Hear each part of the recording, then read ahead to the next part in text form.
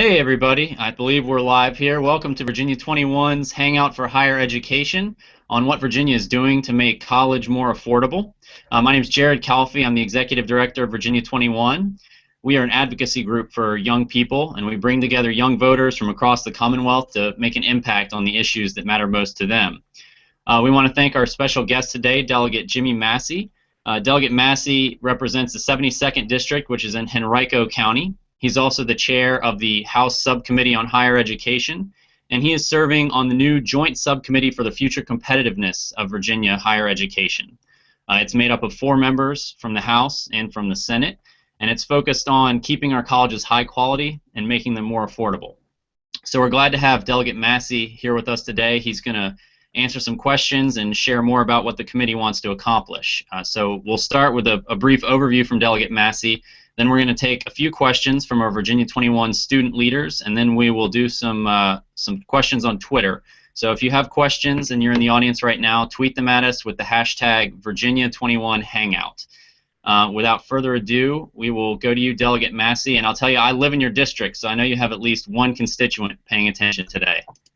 Well, thank you, Jared. Virginia 21 has always been a great addition to the discussion on higher ed, and that's really important because as a public policy maker, getting good input and having good information allows us to make good decisions. Let's just really quickly start at the big picture. I like to start at a big picture and work down a little bit. I mean, you know, we're very fortunate in Virginia, Jared. I mean, we've got 15 4-year institutions of higher education, public higher education. We've got 23 community colleges. We have a really nice complement of private institutions. Virginia has the finest system of higher education in the country, and not many people want to argue that. There is something for every high school senior that wants to go to a good school in Virginia. So we're really fortunate in Virginia to have that offering, and more expensive than we would like it. It's cheaper than a lot of the alternatives. Having said that, the higher ed marketplace is a very dynamic marketplace. And so what led to the forming of the Joint Subcommittee to study higher education is we're concerned about that dynamic marketplace. We're concerned about keeping our system the best. And some of the changes, there are really 3 areas that are developing that we want to be focused on.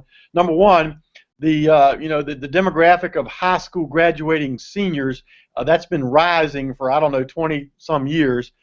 So that's no longer rising, that's flattening out. So the demand for higher education is flattening out. The second thing is the recession. Given the recession and the economic pressure and the cost of tuition and everything, there is a financial crisis, I think, in higher ed, so we were concerned about that. And then thirdly, the technology is changing. I mean, you know, I always thought if you had a great teacher and you had that teacher in a cave and you had good kids in there, you could have a really good educational experience. So the internet is changing fundamentally how it's changing a lot of business models, but it's going to change higher ed and K-12 and everything, so online education. So those 3 mega trends, as I would call them, all had our attention. So we thought we ought to try to get in front of those mega trends and just have a good discussion. So that really is why we formed the Joint Subcommittee on higher ed, to look at those mega trends and try to make sure we keep Virginia's system the best. That's great. Well, thank you for that overview, Delegate. We appreciate it. And we'll go to some questions now. Our first question comes from Nick at Radford University. Nick? Hi, Delegate Massie. I just want to say thanks again for being here and allowing us to do this. My question is, what do you think is the best way to address the student debt crisis? Yeah, Nick, thank you for that question. Where do you go to school, Nick? Radford University. Radford University. Yeah, thank you for asking that question. Look, there's not one simple answer. It's a multifaceted approach to that question. I would tell you that the most important thing that we can do, and this is not only with respect to education, it's respect to all of you all's future, any college student's future, is we've had an economy since the Great Recession, despite the huge amount of stimulus that's been provided by the federal government via deficit spending, and despite huge money printing. They call it quantitative easing, but it's nonetheless money printing provided by the Federal Reserve, we've had an economy that's been growing at, subpar levels, 1.5% to 2%, way below trend. And I think the most important thing we can do for you all's future is to get that economy growing at trend, 3-ish%, or even above trend for a number of years, 4-ish%. That will provide the funds to provide for our national defense. That will provide the funds for you all to to have great careers and provide for your families if that's the route you choose to go. And it'll allow us to take care of those people who are not nearly as fortunate as us that we absolutely have to take care of.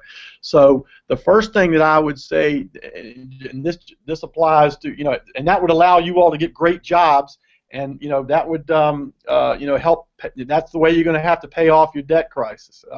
Interestingly enough, I was watching Bloomberg TV. I sit and eat my lunch, and I watch Bloomberg TV. And they had a special today on higher education. I mean, I'm sitting there watching, I said, wow, how fortuitous is this? And 97% of the good-paying jobs, and they define that as any job paying $53,000 or more, 97% of those jobs since the recession have gone to people with higher educated college degrees. So getting the economy going, getting you all good degrees, y'all gonna have to be a little more discerning maybe about the degree that you get, that it fits what the marketplace is looking for. I think is the absolute most important thing that we can do to get you all, help you all pay off this debt crisis. Secondly, it will also generate more revenue for our universities. If we can get the economy going again, it'll generate more revenue for them via their endowments. And then the last thing we need to do, and we've been really on this, is we need to help them control their expense structures.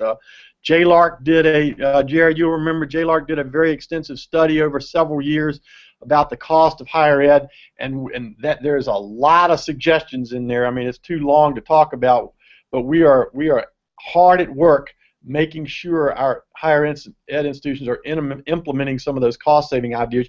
You saw Delegate Cox's bill this last year limiting student fees for the athletic programs and stuff like that. So I think it's a there's not just one silver bullet like a lot of things. There's not one silver bullet. There are a lot of things. We need to get the economy going so you all can get great jobs, get great incomes, pay off that debt. That will also enhance our colleges' endowments, and then we need to be focused on the expense issues as well. So I would say those are the three key things to addressing the student debt crisis. Thank you, Delegate. I think we all agree it's gonna have to be a multifaceted approach, but I know our students are happy to hear that the statistic you mentioned that higher education is still valuable in the open marketplace. So that's great. Our second question comes from Danny at Norfolk State University. Danny. Hi. Good afternoon, Delegate Massie. Hi, Danny. My question for you is, what advice do you have for students who are already drowning in debt? Well, I don't mean to seem partisan, Danny, but my first piece of advice would be to vote Republican. And the reason I say that is because, look, what you all want, for you all to get great jobs and get great paying jobs, you need the economy to grow, and you want private sector employment to grow. So there are only two ways to accomplish that. One is somebody like Jimmie Massie, who owns an existing business, has got to decide, hey, I want to expand my business, I want to grow my business, and I want to hire more people, and I want to pay them more. And so I've got to be incentivized to do that. That takes me working really, really hard, and it takes me also being willing to invest a lot of money, my money, to grow that business. The second way the marketplace creates jobs for you is people have to, people in existing businesses got to grow their business. The second way is somebody's got to start a new business, and that also takes somebody, being willing to risk their time, work really, really hard, and risk their money. And so we need to incentivize people to do that. And I would tell you that over the last 7 or 8 years, our public policy in this country has been going in the opposite direction. It's been disincentivizing entrepreneurs and business owners from expanding their businesses and from starting new businesses because their tax environment, I pay 50% marginal tax rate. So do you think I'm going to, am I going to be willing to work a lot harder to give half of it to the government and only keep half, take all that risk and do all that work? Not really. And then you look at the regulatory environment, the healthcare regulatory environment, and just across the board, I could tell you story after story after story about private business people telling me, Jimmy, you can't believe what's going on in the regulatory world. It's just killing me, So I don't mean to be, I'm not trying to be partisan. I'm just trying to be realistic. You need people to put public policies in place so we can get business growing again, and hiring people and paying people more. That's the best advice I can give people that are in debt.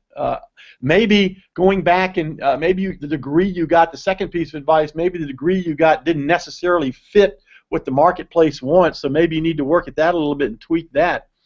But that's the best advice that if you were my children, that's the advice I'd be giving. Thank you. Thanks for the question, Danny. Thank you, Delegate. All right, so we'll go to some Twitter questions, if that's all right. Sounds good. Our first one comes from @HiltonFarmer, and he asks, do you think that the cost of higher ed will start to decline over the coming years?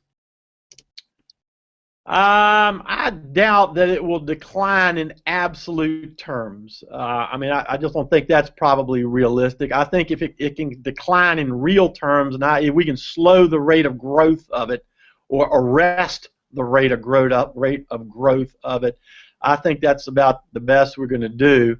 And anytime you have inflation, we've got inflation of 1 to 2% somewhere. So their costs are going up every year, on inflation just base. So I don't see them declining on an absolute basis. I am hopeful that we can get them to decline on a real basis by restraining cost and then making sure you all's incomes are growing rapidly. More specifically about the committee. So more specifically, from the perspective of the Joint Subcommittee, what do you think this will lead to in terms of cost reductions or potential savings for students in terms of the work that you guys are doing? Well, the Joint Subcommittee, we're going to look at costs, but that's not really, again, that's not really one of the three, we're going to really rely, I think, on implementing that JLARC study that's already in place. So it's cost is one of the three things that we're looking at. But I think that we had a very exhaustive 2-year JLARC study, and it came up with a bunch of recommendations. So what we're trying to do, and we've got it in the budget, so it's in law that they have to implement. Our universities have to implement these cost savings strategies, and the auditor of public accounts is actually going to be responsible for tracking that. So that only became law, on July the 1st. So it's been law, 6 weeks, 7 weeks. So we did have a meeting. I think, James, did you come up? We did have a meeting a couple of weeks ago of all our higher ed institutions, and they are busy at work implementing those JLARC strategies. So I think that's going to be our focus over the next year or two. Holding them. Say, here's what we're expecting you to do, and then holding them accountable for doing that in the budget and via the auditor of public accounts. Okay, thank you. You mentioned the next year or two. What's the timeline look like for the subcommittee in terms of how often you'll be meeting and how long you expect it to stay in existence, or is it sort of undetermined at this point? As I remember, I don't have the resolution or the law in front of me, but I think it's good through next year. So it's envisioned to be a 2-year study, and I would suspect that we meet probably every couple of months, certainly every quarter, every 3 months. So we've got our staffs hard at work. So I think we have to have an interim report in November, as I remember, and that's off the top of my head, Jared. We are. We've had our first meeting, and we are trying to prioritize all the issues.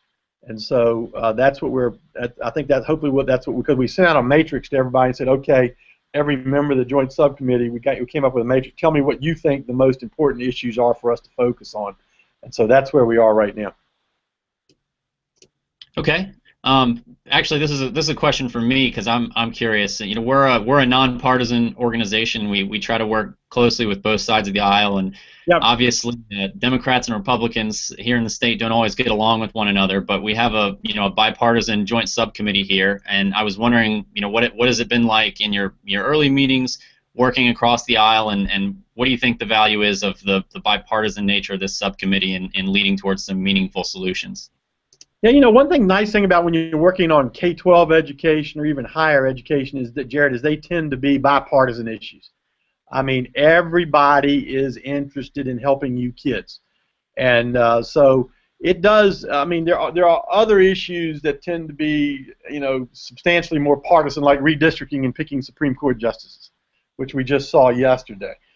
So K-12 and higher education, tend to be much more bipartisan.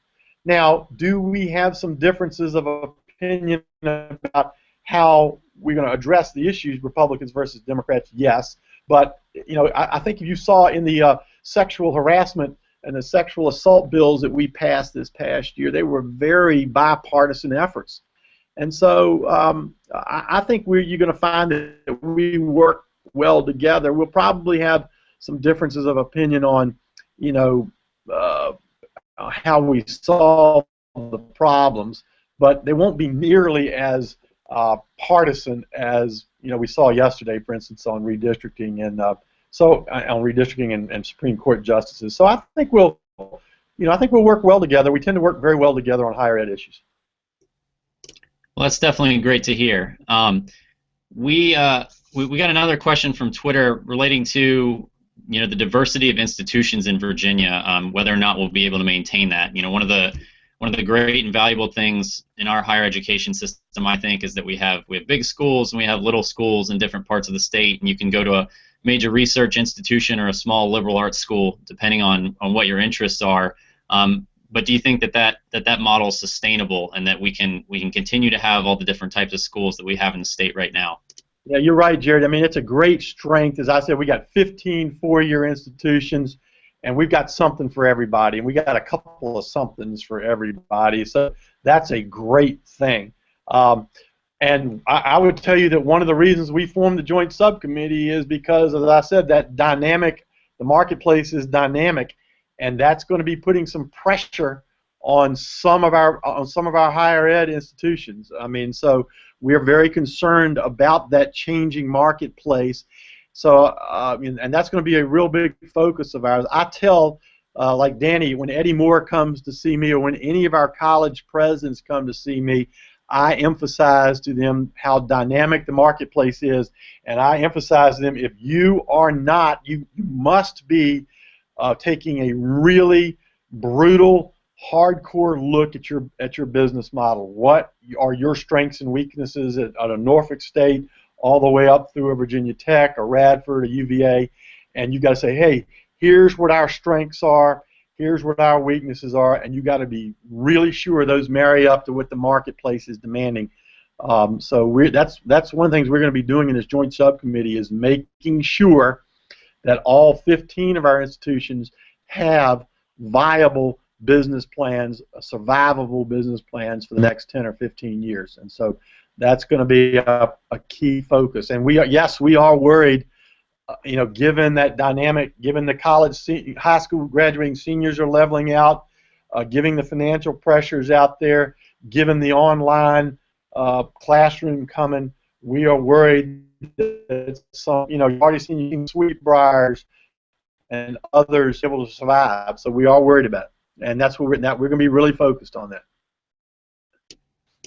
Okay, great. It's good that we're thinking long term about these kinds of issues. Our last question coming from Twitter is about the upcoming budget. How much of a priority do you think that higher education and higher education spending is going to be in the upcoming budgeting process? Well, I would tell you, I would tell you that education is our #1 priority, and we put our money where our mouth is on that. If you look at the state of Virginia budget, our budget is about $17.5, $18 billion a year in the general fund, and we spend over $5.2, $5.3 billion of that on K-12. It's our biggest line item in our budget, and another $1.1 billion or $2 billion or something like that in higher ed off the top of my head. So we spend, you know, $6.5 billion-ish out of 17.5 on education. So it is our #1 priority. Second behind that is Medicaid. The state spends about $4 billion a year on that, and then you've got law enforcement, Department of Corrections. So we put our money where our mouth is. Higher education, K-12 education, and higher education are going to continue to be priorities. You know, we've had a little bit of good news in the last year or so that we have had some, you know, we had to add some more revenues. That revenue is spoken for. So I can tell you, education, probably K-12 is going to be a little bit more of a priority than higher ed, but K-12 and higher ed are two of our major priorities. I'm sure the governor is going to continue to prioritize that, and we'll just have to see how it shakes out in this new 2-year budget. But we put our money where our mouth is on education. Maybe not as much as everybody like. I wish we had unlimited funds. I had a woman and her disabled daughter in here right before we did this Google chat, and they need an ID waiver. You know, those things cost $80,000, $100,000 a year. So there are a lot of competing interests, but education is our #1 priority.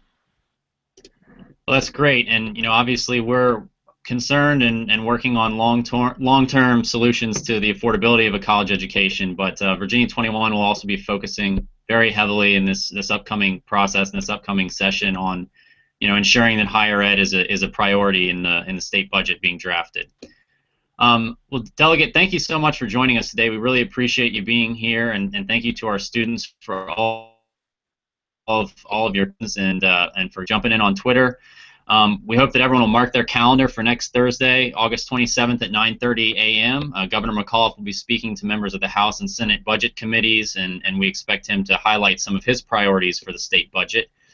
So if you have more questions or you want to attend that meeting, please feel free to reach out to us at james@virginia21.org. Virginia 21 is driven by young people, so if you're not involved, get plugged into your local chapter at your school, and visit virginia21.org to sign up and learn more about our organization. So thank you, everybody. Delegate, thank you so much for being here today. We really appreciate it. Jared, thank you for all you do, and thank you for all Virginia 21 does. I mean, it's really important. The advocacy role that Virginia 21 played has always been a value-added partner as we develop higher ed public policy over here. So we really appreciate everything you all do over there. Thank you so much, Delegate. That means a lot coming from you. So we really do appreciate it, and we will see you soon, I'm sure. I'm sure of that. All right, take care, everybody. Goodbye. Bye-bye. Next out. Yeah.